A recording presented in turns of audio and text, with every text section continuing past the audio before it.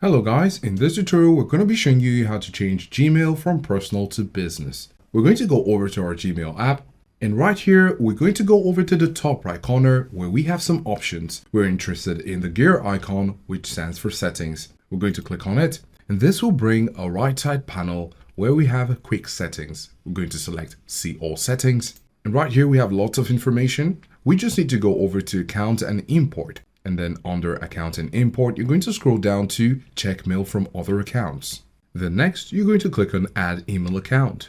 And then right here, you can decide to add your email address. Now, after this is done, you can click on next.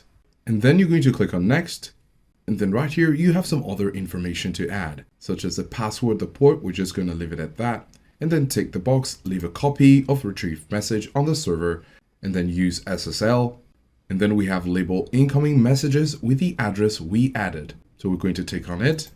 And after your password is entered and all this is checked out, you can go ahead and add account.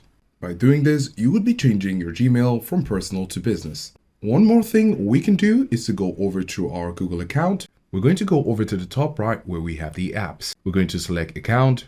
And then on this page, you're going to come over to the left and select people and sharing.